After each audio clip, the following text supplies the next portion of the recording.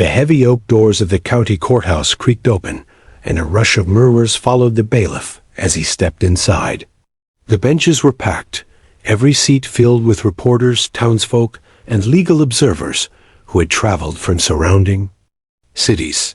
It wasn't every day a case like this made its way into such a small-town courtroom. But what truly set the trial apart was not the crime itself, it was the witness. A collective hush swept across the room as a tiny figure appeared from the side entrance, clinging tightly to the bailiff's hand. She was no more than 3 years old, with soft brown curls framing her round face and a pair of wide, curious eyes that darted nervously around the courtroom. In her other hand, she held a warm gray stuffed rabbit, its ears drooping from years of love. She looked as though she belonged in a preschool classroom, not on the witness stand in a criminal trial. The sound of whispered disbelief rippled through the benches. "A child? Is that her?" someone muttered. "She's just a baby," another voice whispered back, eyebrows raised in doubt. The defense attorney leaned back in his chair, smirking. To him, this was a gift. How could the prosecution possibly expect a jury to take testimony from a toddler seriously? He had already begun preparing his rebuttal in his head, imagining the words he would use. Unreliable, impressionable, incapable of understanding. It was almost too easy, but the prosecution had been adamant. This little girl was not just a witness, she was the witness. Her small frame carried a burden far larger than her years. The bailiff guided her gently toward the oversized wooden chair. At the witness stand, she struggled to climb up, her tiny legs dangling as she tried to situate herself. The judge, a gray-haired man with a soft but stern demeanor, leaned forward and nodded at the bailiff to adjust the seat. A cushion was brought in, and soon the girl sat upright, her little shoes swinging several inches above the ground. Her stuffed rabbit rested in her lap, and she clutched it tightly, as though it were her shield against the sea of strangers staring at her. "Court will come to order," the judge said, his voice calm yet commanding. He turned his gaze toward the girl, softening his tone. "Sweetheart, do you know why you're here today?" The little girl blinked, her eyes flicking toward her mother, who sat nervously at the front row. The judge followed her gaze and gave a reassuring smile. "Don't worry, you're safe. You just need to tell the truth, that's all." Her lips parted slightly, but no words came out. For a long moment, the courtroom seemed frozen in time, the tension growing heavier with every second of silence. Reporters held their pens above their notepads. Jurors leaned forward, and the defense lawyers smirked wider, convinced she would crumble under the pressure. But then, as if remembering her mother's words, the girl hugged her stuffed rabbit tighter and gave the tiniest of nods. It was enough to shift the room's mood. The prosecution attorney stood and approached carefully, mindful not to appear intimidating. He crouched slightly, lowering his voice to match her height. "Hi there," he said gently, smiling. "Do you remember me?" She nodded again. "That's good," he continued. "You remember we talked about telling the truth, right?" "Yes," she whispered, her voice barely audible, but clear enough to ripple through the microphones. The jurors glanced at one another. Some softened, clearly touched by her presence. Others looked skeptical, their brows furrowed. How much weight could such a fragile voice carry in a matter of justice? The prosecutor knew he had to tread carefully. One wrong word could overwhelm her. He gave her a moment before asking, "Do you remember the night with the doggie?" Her eyes lit up, and she clutched her rabbit tighter. "Doggie ran," she said, louder this time, her childish voice echoing through the room. A murmur spread across the benches, followed quickly by the sharp crack of the judge's gavel. "Order," he commanded. There will be silence in the courtroom. The prosecutor smiled, but only slightly. This was the first step. If she could recount even the smallest detail, it would show the jury that her memory, though childlike, was vivid. The defense attorney scoffed under his breath. He scribbled notes furiously, already preparing to discredit her. To him, the girl's words were nothing more than fragments of a child's imagination. Doggy ran? That wasn't testimony. It was a nursery rhyme. But the jurors weren't dismissing her so quickly. Some leaned closer, intrigued by the simplicity of her words. After hours of complex legal jargon, evidence chains, and testimonies bogged down by technicalities, the clarity of a child's voice seemed refreshing. The judge, sensing the delicacy of the situation, leaned forward once more. "Young lady," he said kindly, "we are all here to listen to you. You are very brave for being here. Just tell us what you remember. That's all you need to do." The girl's legs swung gently beneath the chair, as she thought. She wasn't nervous anymore, not in the way the adults expected. To her, the courtroom was just a big room with lots of people, and the judge was a man who sounded a little like her grandfather. "Doggy ran. Bad man ran," she repeated firmly, her tiny voice gaining confidence. The prosecutor nodded. "That's right. And can you tell us, did you see the doggy again?" The child tilted her head, looking thoughtful. "Yes," she said simply. That single word landed with more weight than most testimonies given all week. For the prosecution, it was hope. For the defense, it was a challenge. For the jury, it was a puzzle piece they hadn't expected to fit so perfectly. The little girl adjusted her rabbit and looked around the courtroom for the first time. Dozens of eyes stared back at her, some warm, some skeptical, some deeply moved. And though she didn't fully understand, she knew her words mattered. It was in that moment the entire courtroom realized this wasn't just a spectacle. This wasn't just a desperate attempt by the prosecution. This little girl carried something within her testimony that no expert witness or police officer could replicate: raw, unfiltered truth. The defense attorney, realizing the shift in the room's energy, leaned forward in his seat, his smirk fading. He scribbled another note, but glanced nervously at the jurors, who were now captivated. The judge cleared his throat. "We will continue," he said. "Let the witness take her time." And so, in that packed courtroom on a summer morning, all eyes stayed fixed on a 3-year-old girl who had just taken her first steps into a world far larger than herself. Her innocence stood in stark contrast to the crime at hand, yet it was that very innocence that made her words impossible to ignore. The trial had only begun, but already the most unlikely witness had shifted its course. The courtroom was not built for spectacle, but on this particular day, it became a stage. The wooden benches creaked under the weight of curious townsfolk, journalists, and observers who had squeezed themselves into every available space. People who had no connection to the case came simply to witness the strange and unprecedented moment. After all, when had anyone heard of a 3-year-old testifying in court? The walls themselves seemed to hold their breath. High windows let in streaks of sunlight that painted sharp lines across the polished floor. Dust floated lazily in the beams of light, swirling like tiny secrets suspended in the air.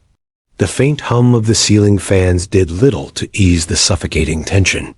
Near the front, the jury sat in 2 neat rows, 12 strangers whose lives had been temporarily bound together by this case.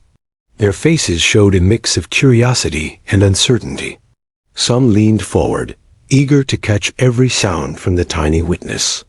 Others frowned, skeptical of what value a child's words could carry.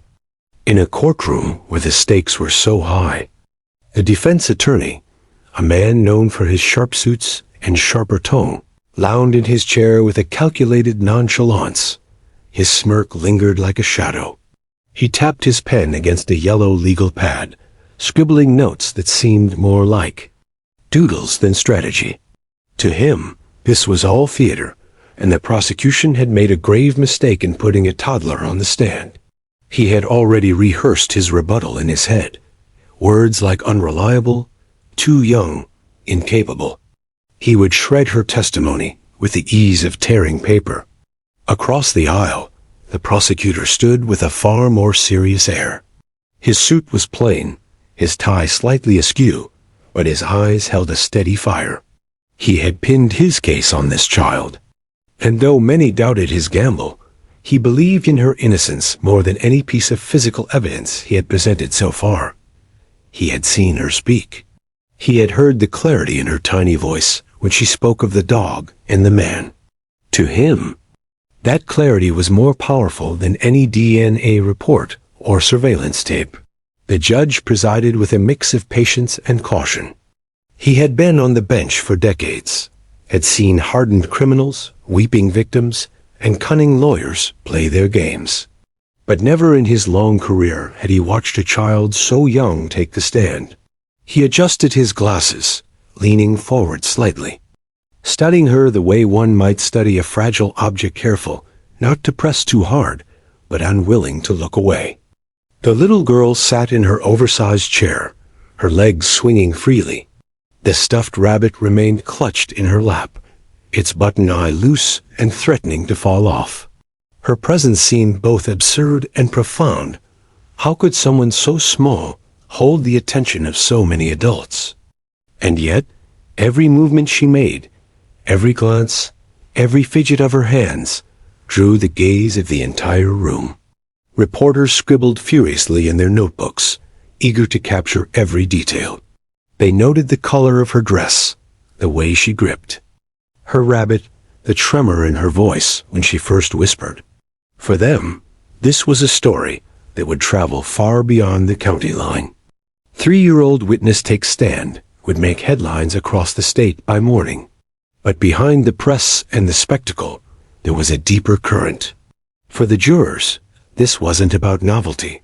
It was about responsibility. They had been entrusted to decide the truth of a serious crime. And now, somehow, the words of a child would play a role in their judgment. That weight sat uneasily in their minds. One juror, a retired schoolteacher, found herself instinctively softening at the sight of the girl. She had spent decades working with children, and she knew when one was telling a story from memory versus one reciting something rehearsed. Her heart leaned toward the girl, though her duty required caution. Another juror, a businessman, crossed his arms, his skepticism plain.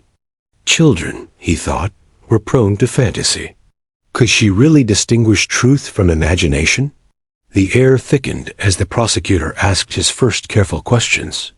The girl's answers came in fragments, short but consistent. Doggy ran, bad man ran. Her words were childlike, yet there was no hesitation.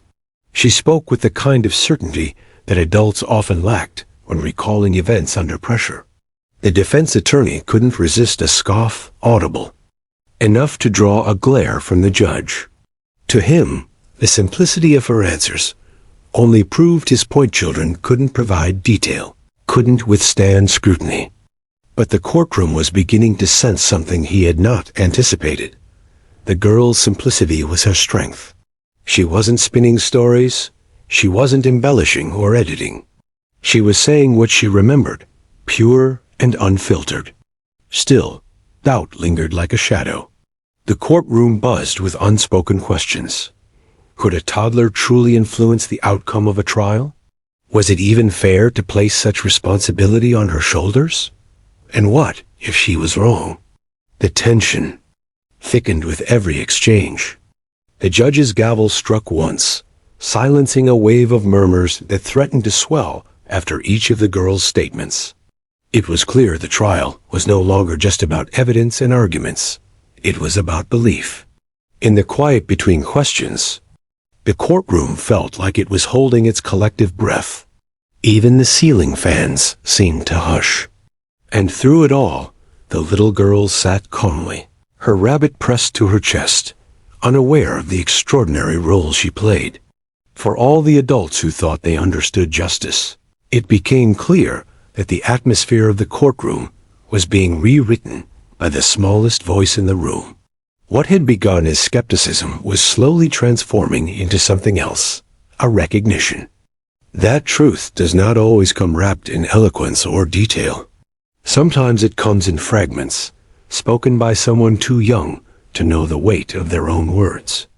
And as the courtroom absorbed her presence, one thing was certain: no one would forget the day the trial paused, not for lawyers or evidence, but for a child whose innocence carried more force than argument ever could.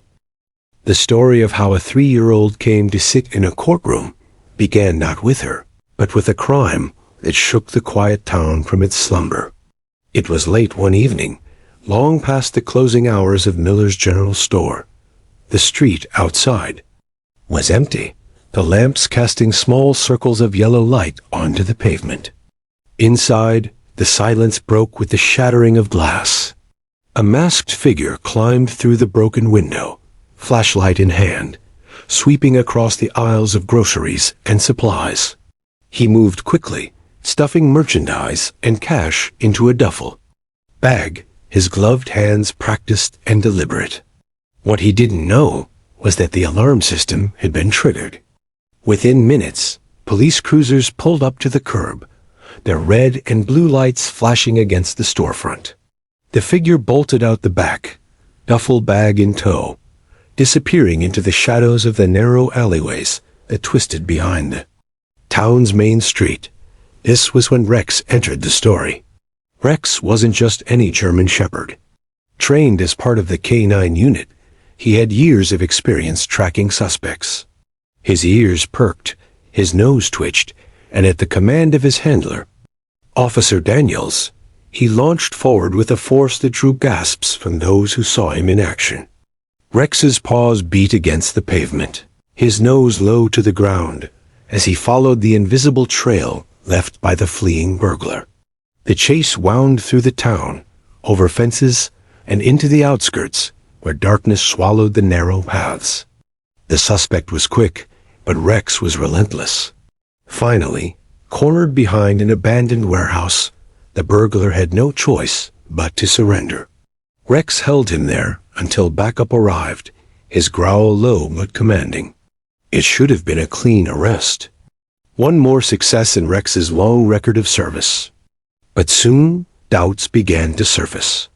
The defense wasted no time in planting seeds of uncertainty. Dogs make mistakes, the defense attorney argued in the preliminary hearings. They're not infallible. A scent trail can be contaminated. Maybe Rex tracked the wrong man. Maybe he was simply following the most obvious trail. He gestured to his client, a thin man in his 30s with a hardened expression. Are we really going to let a dog decide the fate of a man's life? It was a sharp tactic. Jurors were accustomed to human testimony, experts, and evidence. But a dog? How could they weigh the word of an animal, no matter how well trained? The prosecution pushed back. Rex wasn't just reliable, he was decorated. His record of successful cases spoke louder than words. But the defense pressed on, hinting at error, misidentification, and the possibility that the police had leaned too heavily on their four-legged partner. And then came the twist that changed everything. Among those who had witnessed part of the chase that night was a mother and her young daughter. They had been walking home from a neighbor's house when the chaos unfolded before their eyes. A mother later recalled how the masked man sprinted past them, clutching his bag, only for a large dog to appear seconds later in full pursuit. To her, it had been terrifying, an unexpected brush with danger. But to her daughter, it had been unforgettable. The little girl, barely able to form full sentences, spoke about the event with startling clarity. Doggy ran, bad man ran. She repeated the phrase over and over in the days that followed, never changing the details. When her mother asked her which dog she saw, she always pointed to Rex's picture without hesitation. At first, her parents dismissed it as a child's fascination. But as the investigation deepened and the defense leaned harder into their argument that the dogs Identification couldn't be trusted. The prosecution began to consider the unthinkable, calling the child to the stand. The idea was met with immediate skepticism. "She's 3 years old," critics scoffed. "She can't possibly testify in court. How could anyone rely on her words?" But the prosecution argued that her innocence was her strength. She had no agenda, no bias, no ability to twist her memory into something useful for either side. What she saw, she saw. What she remembered, she remembered. The judge wrestled with the decision. It was unprecedented, unusual, and fraught with risk. But the law allowed it, provided the court could be assured she understood the difference between truth and lies. After several careful conversations with the child, the judge reluctantly agreed. The jury would hear from her. And so, the trial took on a new weight. It was no longer just about a burglary, a dog, or a suspect. It was about whether the smallest voice in the room could alter the course of justice. The media seized on the story. Headlines speculated wildly. Toddler to testify in criminal case. Can a 3-year-old decide a man's fate? The littlest witness. Reporters crowded the courthouse steps, cameras flashing as if the small-town trial had become a national spectacle. Inside, tensions grew. The defense scoffed, confident that they could dismantle anything a toddler said under oath. The prosecution, though nervous, believed deeply in her ability to speak the truth. The jury, caught in the middle, carried the weight of deciding whether they could accept testimony so unconventional, so fragile, yet so sincere. For the little girl, of course, none of this mattered. She didn't know about strategy, headlines, or the legal significance of her words. She only knew what she had seen. A man running, a dog chasing. The background of the case had started with broken glass and stolen goods, but it had grown into something far larger, an examination of truth, innocence, and justice. What had begun as an ordinary burglary trial was now a story of a dog, a child, and a courtroom full of adults forced to confront whether truth could come from the most unexpected places. And as the trial pressed on, it became clear that past the crime, the chase, the arrest, was only the beginning. The real test would come in the days ahead, when the 3-year-old's small voice would echo against the walls of justice, challenging everyone to decide whether to believe her. The world of a 3-year-old is small, yet every detail looms large. To the little girl at the center of the trial, life was made up of crayons, picture books, naps in the afternoon, and the comforting presence of her stuffed rabbit, whose name she whispered only to herself. Her words were still forming, her sentences often stumbling into fragments. But children, in their simplicity, often see what adults overlook and remember what adults forget. The night of the burglary lived in her mind like a picture book that she couldn't close. She had been holding her mother's hand, skipping slightly as they turned the corner onto Main Street. The glow of street lamps had made the sidewalk shimmer, and she remembered humming softly, the way children hum when they don't know they're doing it.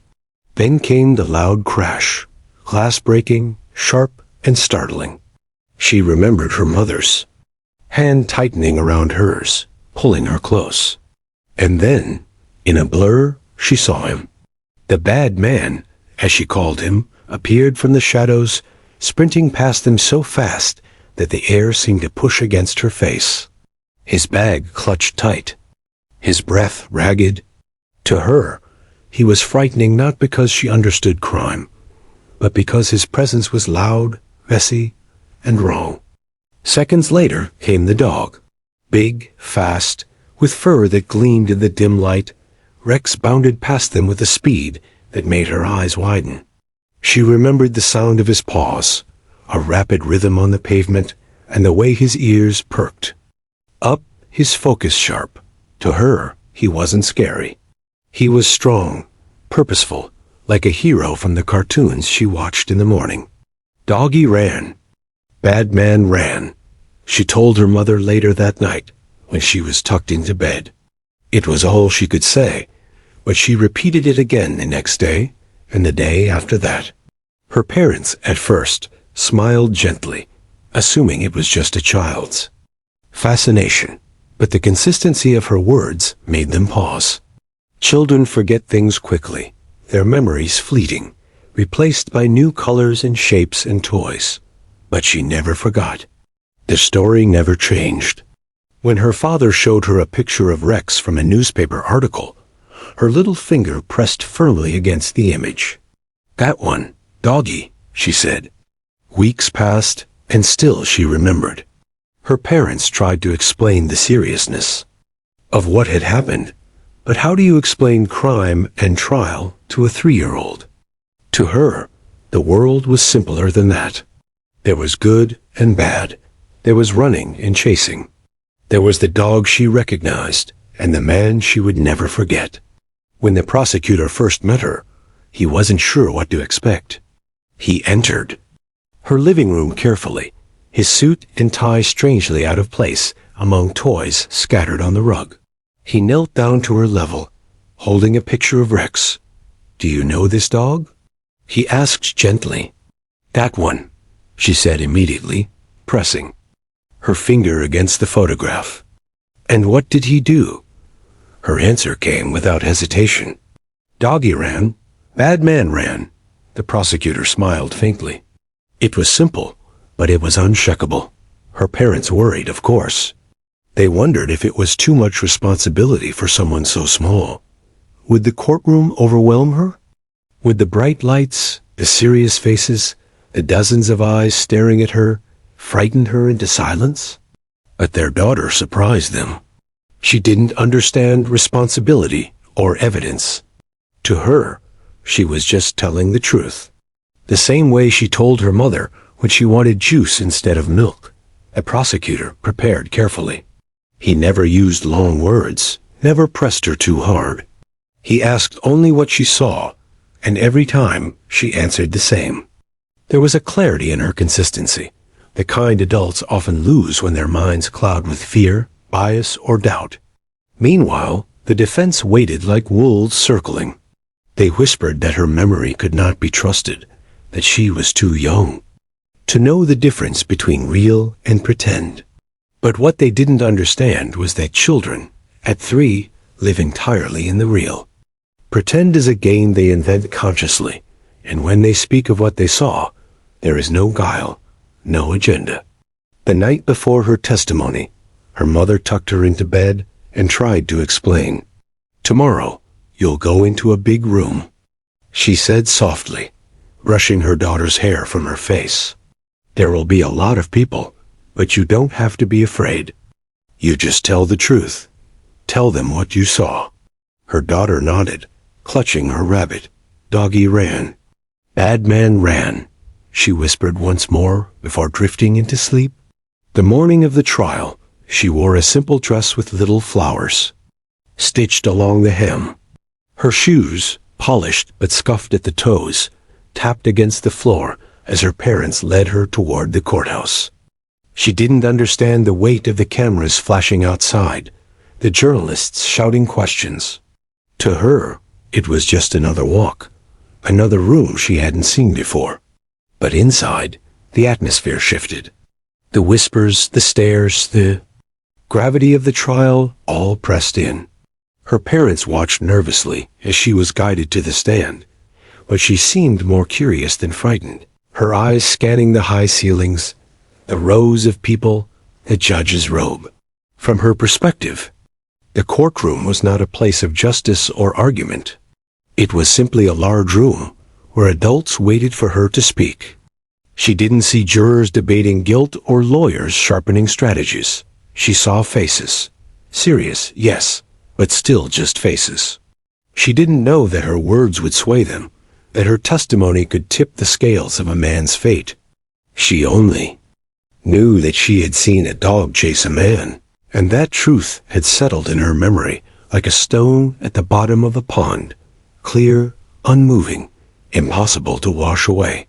Her world was small, her understanding limited. Yet in that simplicity lay her strength. She didn't waver, didn't overthink, didn't twist her memory into what others wanted to hear. She remembered, and she repeated. And in a courtroom filled with adults trying to complicate, strategize, and manipulate, her voice stood as the one thing untouched. The child's perspective was not clouded by fear of being wrong or hope of being right. She simply spoke what she had seen. And in the end, that perspective, innocent yet unwavering, would prove more powerful than anyone could have imagined. The courtroom was already thick with tension when the bailiff moved toward the side door. The scrape of his shoes across the polished floor seemed louder than usual, echoing against the wooden walls. Everyone in the room knew what was about to happen, yet the air buzzed with a collective anticipation that bordered on unbearable. The 3-year-old girl sat at the witness stand, her stuffed rabbit clutched so tightly that its ear bent under the pressure of her small hand. She didn't know the meaning of suspense, didn't understand that dozens of eyes were watching her every move. For her, it was just another moment of waiting, but for the adults around her, it was the edge of a knife, a second that could decide the weight of justice. The bailiff placed his hand on the door and glanced toward the judge.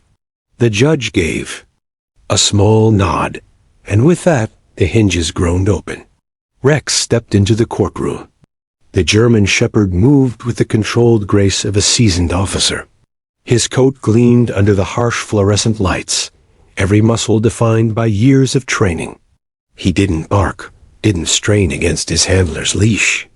Instead, he walked with measured precision, his eyes scanning the room the way they had scanned countless alleys and crime scenes. He was calm, confident, and commanding, a presence that made even the skeptical jurors straighten in their seats. But all eyes turned, not to Rex, but to the little girl. She sat frozen, her wide eyes following him as he crossed the room. For a moment, the childlike innocence in her gaze met the disciplined focus of the dog. It was an unlikely reunion, a child and a canine officer, brought together not by play, but by justice. The silence was deafening. Even the reporters, who had been scribbling notes furiously, stopped writing. The defense attorney leaned forward, resting his chin on his clasped hands, eager to see what the girl would do. If she faltered, if she hesitated, he would pounce. If she broke down in fear or confusion, it would be his victory. The prosecutor, however, stood still, hands clasped behind his back, eyes locked on the girl. He knew this was the moment everything had been building toward. All the evidence, all the arguments, all the witnesses before her, none carried the same weight as what was about to happen. The judge leaned forward slightly, his voice unusually soft for the courtroom. "Do you recognize this dog?" The question seemed to hang in the air, suspended like a fragile glass ornament that could shatter with the slightest touch. The girl blinked, her grip on her rabbit tightening. For a moment, it seemed as though she might retreat into silence. Her lips parted, then closed again. The courtroom collectively inhaled. Then, slowly, she tilted her head, studying Rex the way a child studies a toy she knows well. Her small chest rose and fell quickly, as if her heartbeat was racing inside her tiny frame. Finally, her lips moved. The words were not yet spoken, but even the anticipation of them felt like thunder. The dog stood still, his handler waiting patiently. Rex's ears twitched as if sensing the energy of the room, but his eyes remained fixed forward. He didn't know he was on trial, didn't know that his credibility was being weighed in the scales of justice. Yet, in a strange way, he seemed to understand that this moment mattered. The defense attorney's pen hovered over his pad, ready to record every syllable. The jurors leaned forward, eyes wide. The reporters, their notebooks forgotten, stared with open mouths. The girl was about to speak, and everyone knew that whatever she said, however simple it might sound, would change the trial forever. She opened her mouth once more, her voice soft, trembling slightly at first, then steadying as she spoke. And then she whispered. The courtroom held its breath. Every eye was fixed on the tiny figure sitting on the witness stand. The 3-year-old girl clutched her stuffed rabbit tighter than ever, her knuckles white against the worn fabric. Across the room, the polished wooden benches seemed to vibrate with silent anticipation, as if the building itself sensed the moment of truth. Rex, the German shepherd, stood calmly on the floor, his tail swishing just slightly, alert but obedient.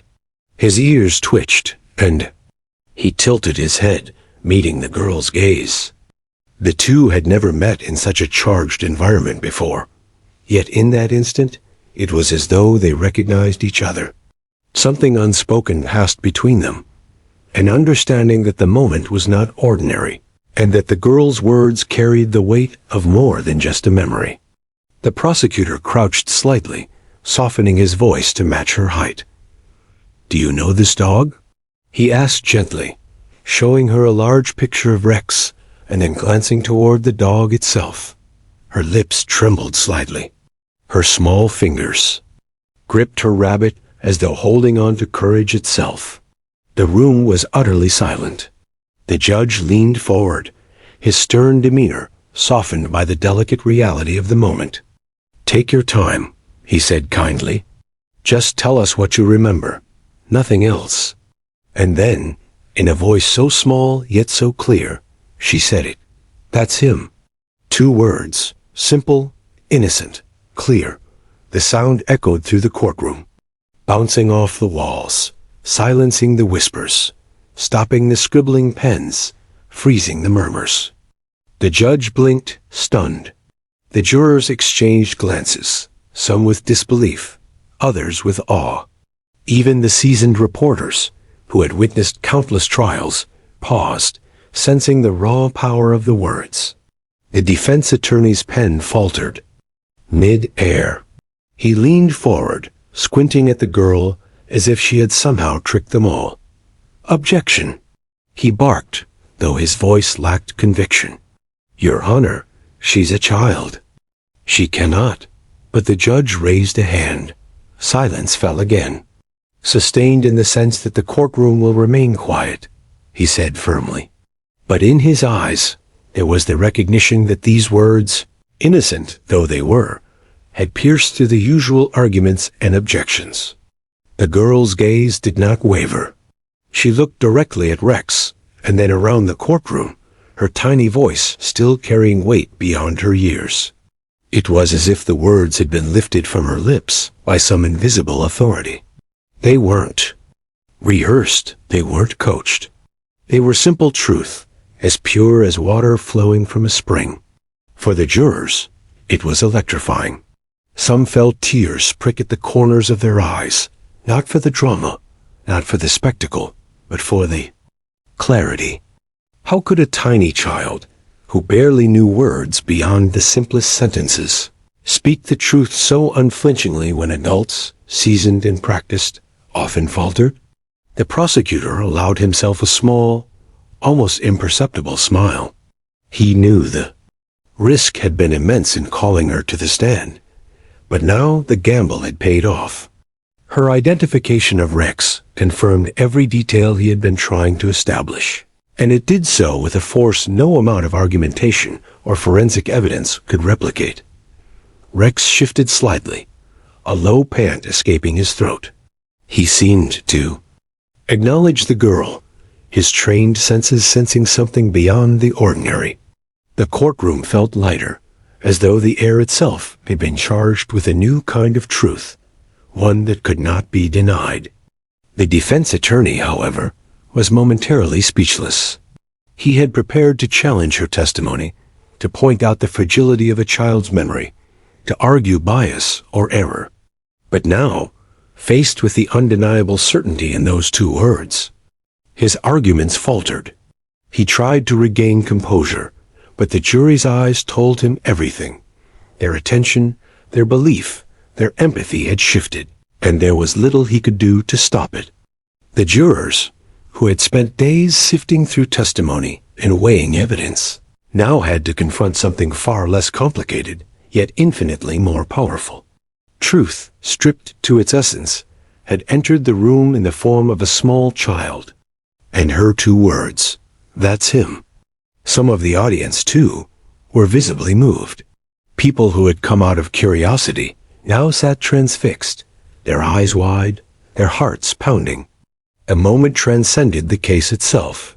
It became a story of clarity, innocence, and the way pure truth can cut through even the most tangled webs of doubt. The judge allowed a pause, letting the weight of her words settle over everyone. Then he addressed the room in his steady, authoritative tone. "We will proceed with the understanding that this witness has identified the dog in question." Everyone remained focused on the proceedings. But in reality, the words had already changed everything. The defense scrambled. He tried, in rapid succession, to undermine the testimony. "Children can be mistaken. Children imagine things," he said, voice rising in frustration. "She could be confusing events. She could be repeating words she heard from adults." Yet the jurors, despite their training and experience, were unconvinced. They had seen her consistency, her certainty, and the way she had spoken without hesitation or fear. Every instinct they possessed told them that her testimony, though brief, was unshakable. The girl sat quietly, sensing nothing of the uproar she had caused. She hugged her rabbit, swinging her legs gently, unaware that she had just delivered the moment of the trial. For her, it was all simple. The dog was the dog, the man was the man, and she had said what she had seen. Outside the courtroom, the press scrambled to capture the moment. Reporters whispered frantically to their colleagues, sending notes to editors, while photographers clicked rapidly, trying to capture an image of a child whose simple two words had stunned everyone present. Headlines were already forming in their minds. "Toddler identifies police dog in court." "Innocence speaks louder than evidence." Two words that shook a jury. Inside, the jurors exchanged quiet glances. Their decision-making had become more complicated, yes, but also more certain in a way they couldn't have anticipated. A 3-year-old had reminded them of something profound. Truth can be seen without analysis, understood without reasoning, and confirmed without elaborate argument. The prosecutor finally allowed himself a full smile, a mixture of relief and admiration. He had trusted her, and she had delivered. In the theater of law, where words are often measured, calculated, and manipulated, here was truth in its purest form, unadorned, unpolished, and undeniable. The defense attorney leaned back in his chair, defeated for the moment. He knew the trial was far from over, but the weight of those two words hung in the air like a challenge he could not easily overcome. And through it all, the girl remained. The same, small, innocent, and unwavering. She had said what she saw, and in doing so, she had shifted the entire courtroom. Justice, for a moment, seemed to bend around her simple clarity, recognizing that sometimes the smallest voices speak the loudest truths. For everyone present, it was a moment they would never forget. The tension, the anticipation, the sheer improbability of it all. A 3-year-old girl identifying a police dog with just 2 words had created a story that would be recounted for years. Even Rex, the patient, disciplined canine, seemed to sense the significance. His tail wagged slightly, a gesture unnoticed by many, but deeply understood by those who knew him. The two had met in the right moment, and together they had delivered a statement no argument or testimony could match. And as the courtroom slowly began to return to the rhythm of the trial, one truth was undeniable.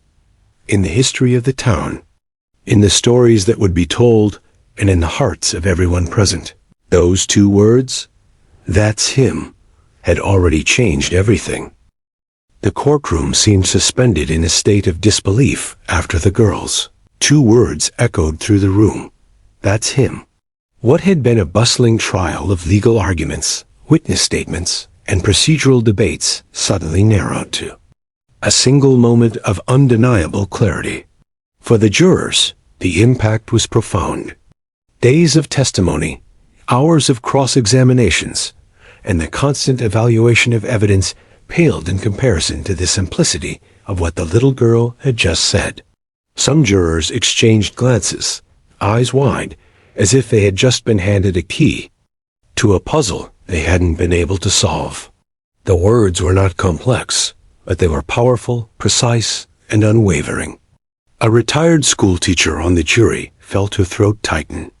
She had spent her career evaluating children's development and memory, and even she was stunned. At 3 years old, most children could barely form complete sentences, let alone provide consistent, reliable testimony under pressure. Yet here was a child who had done exactly that, demonstrating a memory both vivid and undistorted. Across the room, the defense attorney attempted to regroup. He had anticipated some challenge from the jury, but not this. The simplicity of her statement cut through his carefully constructed web of doubt.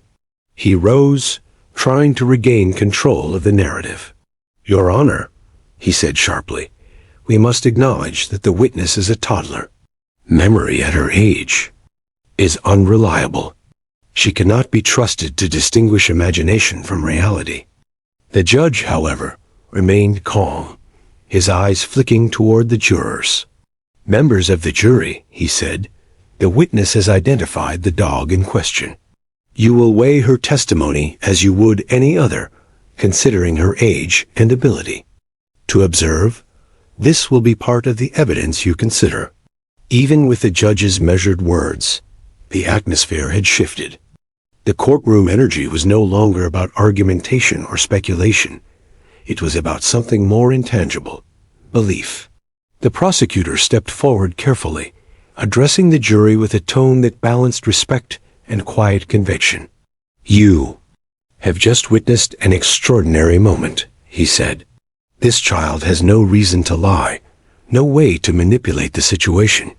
And yet she has recalled what she saw. Her words are uncheckable. They confirm what our investigation has shown. The DOG tracked the suspect, and the identification is accurate." The jurors leaned forward, scribbling notes, nodding subtly to themselves. It was clear that her statement had added weight to the prosecution's case in a way that no other testimony had achieved. The doubt that the defense had worked to introduce was beginning to erode. Some of the observers in the courtroom felt a shift as well. People who had come expecting a legal spectacle now watched in awe. For them, the story was no longer about crime or punishment. It was about innocence, clarity, and truth prevailing against complexity.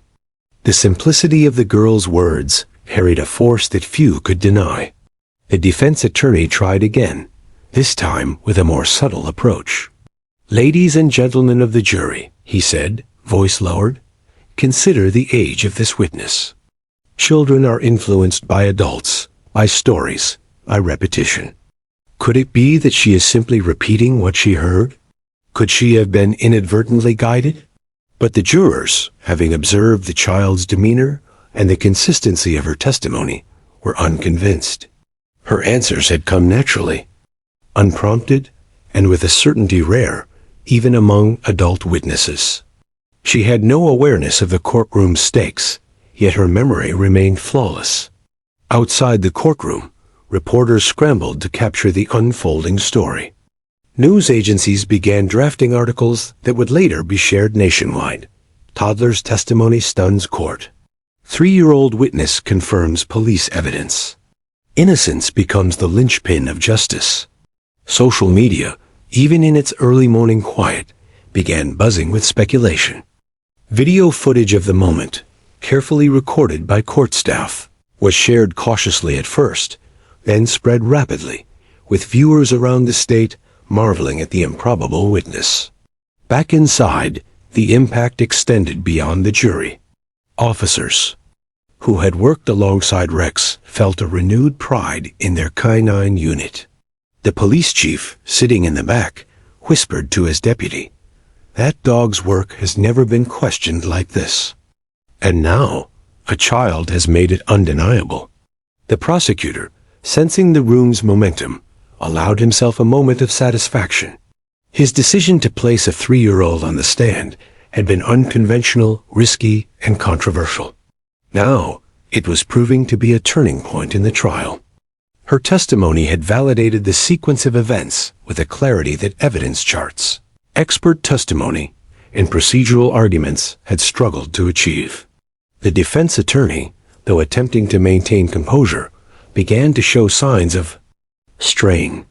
He shifted papers, cleared his throat, and tried again to pivot the conversation, but the energy had shifted irreversibly. The jury, inspired by what they had just witnessed, had begun to integrate the child's identification into their understanding of the case. Even the little girl, seated quietly, seemed unaware of her impact. She hugged her rabbit occasionally, glancing at Rex, who remained calmly by his handler's side. She had no comprehension that her simple words had created ripples far beyond the courtroom walls. For her, it was simply the truth being spoken, as she had done countless times in her own small world. Yet, the consequences were tangible. Prosecution could now reinforce the reliability of Rex's identification, pointing to the child's recognition as independent confirmation. The jury's perception of doubt was diminished. What once seemed like a technical argument about scent tracking and procedural reliability now had a human anchor. Across the courtroom, the atmosphere was electric but measured. No one had witnessed anything quite like this before. The mixture of innocence, clarity, and courage had created a moral force, one that compelled attention and respect even from the most cynical observers. As the trial moved forward, every subsequent witness, every piece of evidence, was now weighed against the backdrop of those two words. "That's him." The phrase had become a benchmark, a reference point for credibility and truth. Jurors found themselves thinking back to her calm certainty, the firmness in her tiny voice, and the unshakable conviction that accompanied her statement. In the days that followed, legal experts debated the impact. Could a child's testimony truly carry such weight? Could it legally influence a jury's perception of evidence? While precedent suggested caution, the reality in this courtroom was undeniable. The girl's words had altered the trajectory of the case. Even the defendant, seated quietly in the back, appeared affected. He had relied on technicalities, on arguments about the fallibility of a dog, on doubt seeded by complex reasoning. None of that mattered in the face of a simple truth, spoken by a voice too small to be ignored. The prosecution, now emboldened, planned their next steps with renewed confidence. Every argument and presentation would build upon the foundation the child had inadvertently provided. Her testimony was no longer a single moment, it was a cornerstone. And as the trial continued, everyone in the courtroom carried the weight of her words in their minds. Two simple words, uttered with clarity and innocence, had cut through layers of doubt, reshaping perceptions, altering strategies, and leaving an indelible mark on all who had witnessed them. For the 3-year-old, it remained simple. She had spoken the truth. But for the courtroom, for the jurors, for the town, and for the history of that trial, it was a defining moment, a demonstration of how pure honesty, even from the smallest voice, could resonate with profound and lasting impact. The trial had stretched for days, filled with procedural maneuvers, witness testimonies, and debates that seemed interminable to the townsfolk who attended. Yet the moment that everyone would remember, the one that transformed the case from a simple burglary to a story of innocence and truth, was not the opening arguments, nor the forensic evidence, nor the lawyerly theatrics. It was the quiet, unassuming words of a 3-year-old girl. That's him. In the days following her testimony, the courtroom buzzed with reflection. Jurors discussed the impact of her identification in hushed tones during breaks, often returning to their seats with pens poised, scribbling notes not only on the evidence, but on the child's demeanor, her unwavering clarity, and the way she had observed the world with such precise memory. Her presence had fundamentally shifted their perception of the case. Outside, the story had spread rapidly. Newspapers ran front-page articles. Toddler witness stuns court. 2 words that changed a trial. Innocence confirms justice. Television crews interviewed locals. Experts debated on panels. And social media buzzed with admiration for a child whose words carried more weight than many had thought possible. For Rex, the German shepherd, the aftermath was quieter, but less meaningful. His handlers and the police department received recognition, not merely for the arrest itself, but for the way he had been part of an extraordinary chain of events. The dog, trained to follow scents and obey commands, had unknowingly become central to one of the most remarkable moments in local legal history. The defendant, once confident in his defense strategy, now faced the profound influence of the child's testimony. The defense attorneys struggled to regain credibility, citing technicalities and potential errors in interpretation, but the jurors had already internalized the lesson of those 2 words. They were not easily swayed from the clarity of her observation, the honesty in her voice, and the undeniable recognition of Rex as the dog that had chased the man on that fateful night. As deliberations began, the jurors revisited every piece of evidence through the lens of the child's words. They reconsidered the surveillance footage, the officers' reports, and even the physical evidence, all reinforced by the simple truth of what she had seen. In their minds, the abstract theories and technical debates faded slightly, overshadowed by the reality of her testimony. The judge, well versed in decades of courtroom experience, observed the impact with quiet satisfaction. It was rare to see a witness, particularly one so young, exert such influence without coercion or embellishment. He reflected on the fairness of allowing the child to testify, ultimately convinced that her presence had not disrupted justice, but enhanced it. The trial had become not just a pursuit of facts, but an acknowledgement of the purity of observation. For the parents, the experience was overwhelming. They had worried incessantly about exposing their child to the stress of the courtroom. Every night leading up to the trial, they had whispered reassurances, reminding her simply to tell the truth. But now, seeing how her words had resonated, they understood that she had acted not out of bravery or calculation, but instinct. She had spoken what she remembered, and in doing so, had touched the hearts and minds of everyone present. The impact extended beyond the courtroom. The community embraced the story, marveling at how the innocence of a child could illuminate truth in a world so often complicated by nuance and doubt. Schools discussed the event during morning announcements. Law enforcement agencies used it as a teaching moment for training. Journalists wrote editorials about honesty, memory, and the extraordinary abilities of children to perceive reality unfiltered by bias. Even months later, the town would recount the tale as a defining moment. In its history, parents would tell their children about the girl who reminded a courtroom and a community that truth could be simple, pure, and undeniable. Police officers would speak of Rex, not only for his skill, but for the way his work intersected with human observation in an unexpected, remarkable way. For the girl herself, life returned to its normal rhythm. She returned to preschool, played with friends, and hugged her stuffed rabbit with the same gentle affection as always. Yet, even in her ordinary world, traces of the extraordinary lingered. Her parents often caught her staring at Rex's photo in a local newspaper, her finger pressing against the image with recognition, a faint smile on her lips. She had experienced something far beyond her years, and though she might not remember the weight of her words in legal terms, The memory of the moment remained alive in her own way. The trial concluded with a verdict that reflected both evidence and the subtle, undeniable power of her testimony.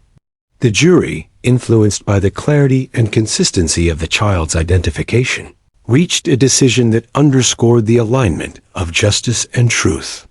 While legal scholars would debate the influence of a toddler's words for years, the outcome remained a testament to the unusual, extraordinary forces that can shape a courtroom. In the broader view, the story served as a reminder that truth need not always be complex.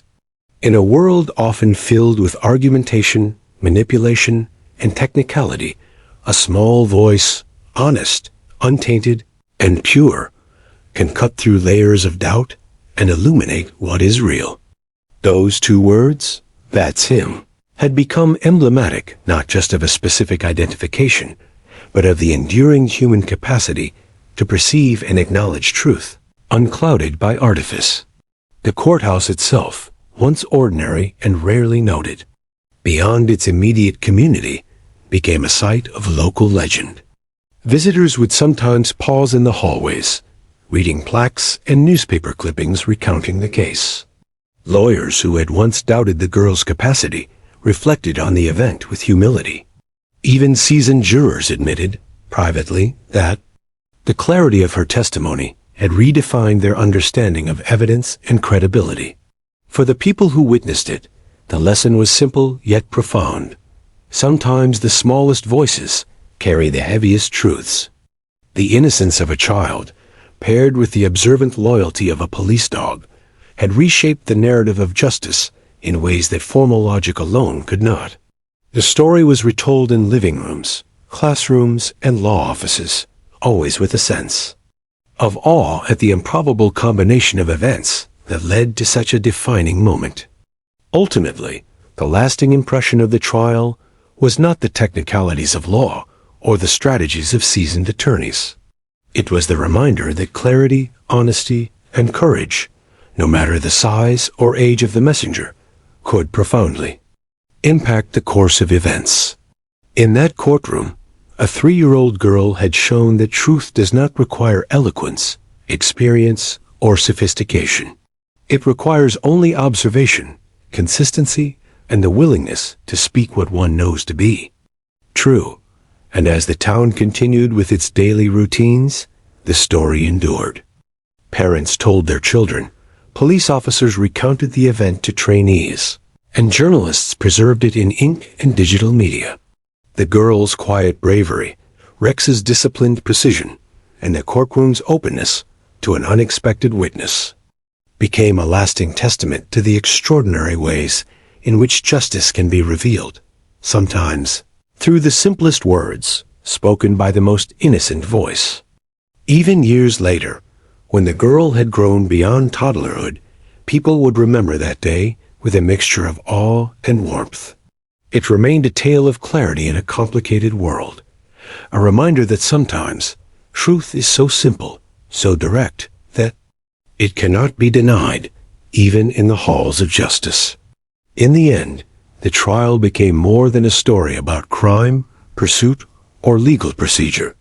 It became a story about humanity, the ability to recognize honesty, to value innocence, and to allow even the smallest voice to carry its weight in a world too often dominated by noise. And for everyone who had witnessed it, that lesson would linger far longer than any verdict, any newspaper headline, or any argument, a permanent reminder of the power of truth, spoken simply, clearly, and without pretense.